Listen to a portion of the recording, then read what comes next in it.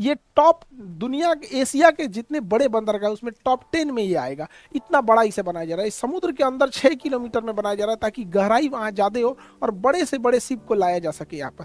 तो ट्रेड इतना बेहतरीन बढ़ रहा है यहाँ पे। ये पोर्ट अगर बन जाएगा तो हम लोगों की कोलंबो पोर्ट से निर्भरता घट जाएगी, क्योंकि बहुत बड़े जहाज को हमें कोलंबो पोर्ट पे भेजना पड़ता था, वहां से फिर अनलोड करके मुंबई लाना पड़ता था, क्योंकि मुंबई बंदरगाह उतना अभी गहरा नहीं है। हालांकि कांडला जो है वहां पे नवा सीवा जो है, नवा सीवा बंदरगाह आधुनिक है, लेकिन उससे भी बेटर बनेगा ये वाधवन पोर्ट यहाँ पर। तो अभी ये कोयले से भरी जहाजें आ गई हैं। इसी बीच हम लोग की डील होती है रसिया के साथ।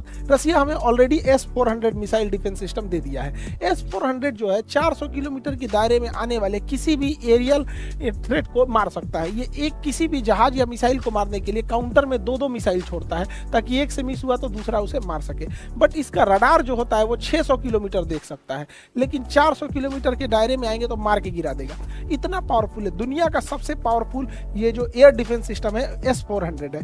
अब भारत के पास ऑलरेडी S-400 है, लेकिन ऐसा डील हो रहा है कि बहुत जल्दी भारत को रसिया जो है भारत को S-500 भी दे देगा। S-500 की मारक क्षमता 500 किलोमीटर है। अभी S-500 को केवल रसिया यूज करता है, उसने किसी दूसरे देश को नहीं दिया है। ये दुनिया का सबसे खतरनाक एयर डिफेंस सिस्टम है। अब आप समझिए कि हम लोग अगर ये एयर डिफेंस S-500 मिल जाता है, तो अगर हम इसे अमृतसर पे रखते हैं तो पाकिस्तान के अंदर कोई जहाज नहीं उड़ सकता है, क्योंकि उतनी अंदर तक वो देख सकता है और वहां पे मिसाइल से हमला कर सकता है। चाइना के पास भी ये सिस्टम है, लेकिन चाइना के पास केवल S-300 है, यानी ये केवल 300 किलोमीटर मार सकता है, और हमारे पास S-400 ऑलरेडी है।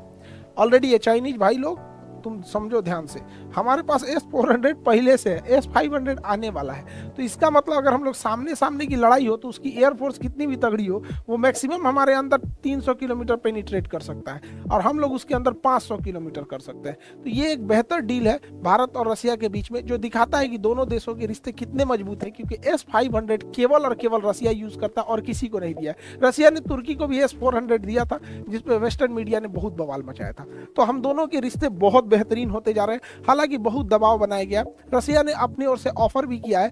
Su-57 Su-57 सुखोई क्या ये विमान है, ये बहुत बेहतरीन जहाज है, लेकिन स्टील्थ टेक्नोलॉजी से होता है। स्टील्थ रडार में नहीं आते हैं, इसे अमेरिकन जहाज F-22 रैप्टर से तो ना किया जाता है, लेकिन ये काफ़ी कॉस्टली है। तो भारत इसमें इंटरेस्ट भी दिखा रहा है, और नहीं भी उतनी तरह से नहीं कह सकते, लेकिन रशिया की ओर से ये खुला ऑफर किया गया है हमारे लिए। यहाँ पे राफेल वगैरह से तो ये तगड़ा है। एक्चुअल हर जहाज की अलग अलग काम होता है। जैसे सड़क पे देखते होंगे, जो काम टेम्पू कर सकता है वो ट्रक नहीं कर सकता है, जो काम बाइक करेगा वो कभी बस नहीं कर सकता है। तो ऐसे कहिएगा कि बताइए, आप ही से कोई पूछेगा कि मोटरसाइकिल अच्छा, फोर व्हीलर अच्छा, कार अच्छा कि बस अच्छा, आप क्या कहिएगा भाई? जरूरत जिस चीज की है वो है। वैसे ही लड़ाकू जहाज में अमूमन ऐसे कॉमन मेंटेलिटी क्या होती है, जो एडवांस है वही अच्छा है। कुछ बम्बर होते हैं जो बम गिराते हैं, कुछ स्ट्राइकर होते हैं जो बम नहीं गिराएंगे, तड़तड़ा के मारेंगे, सब डॉग फाइट के काम में आएंगे। कुछ रिकॉनेसेंस मिशन में आते हैं, दूसरे देश में घुस के निगरानी करने में।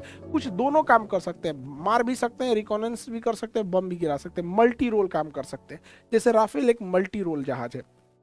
तो सबका अलग अलग होता है। यहाँ पे ये एयर सुपीरियरिटी के लिए है, एकदम स्टील्थ है, स्ट्राइकर जाएगा एकदम कहीं पे भी बम गिरा के आ सकता है, लेकिन ये बड़ा कॉस्टली होता है, इसकी ऑपरेटिंग कॉस्ट भी बहुत ज़्यादा होती है। तो देखते हैं कि आगे क्या होगा। बाकी हमारा तो HAL बना रहा है, अभी तक तेजस कंप्लीट नहीं कर पाया, पता नहीं क्या कर रहे हैं लोग। अच्छा भी नहीं लगता है बार बार बोलने में कि तेजस कंप्लीट नहीं हुआ। आज से बन रहा है, सोच रहा 40 साल से तेजस से बन रहा है, अब ये लोग का इंजन पूरी तरह से फाइनलाइज नहीं हुआ।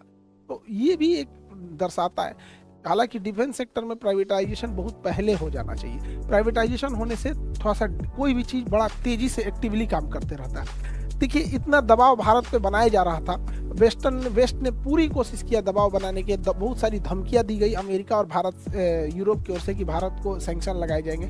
लेकिन अभी हाल ही में UN सिक्योरिटी काउंसिल में रसिया जो है वो इसका अध्यक्ष बना है, उसने भारत का बचाव किया और कहा है कि वेस्ट मीडिया ने भारत पे बहुत ज़्यादा दबाव भी बनाने की कोशिश कर रही है। एक्चुअली वेस्टर्न मीडिया का अलग नेरेटिव है, वो अपने हिसाब से सोचता है यहाँ पे। अब सोचिए ना, ईरान के मिलिट्री को उसने आतंकवादी घोषित कर रखा है। मतलब आतंकवाद का कोई परिभाषा ही नहीं रखा है। इस हमारा ईरान से अच्छा संबंध है, ईरान हमारे भारत के लोगों को, और या ईरान और भारत का बहुत अच्छा रिलेशन है हमारा, और उसका दोनों का ट्रेड बैलेंस भी अच्छा है, पेट्रोलियम लेते हैं। अब वहाँ की जो रिवोल्यूशनरी गार्ड है, जो इसको BSF कहता है, जैसे हमारे यहाँ BSF है, उसको आतंकवादी घोषित कर रखा है। तो उनको कहना है कि रसिया जो है ना, अब ध्यान से समझिए,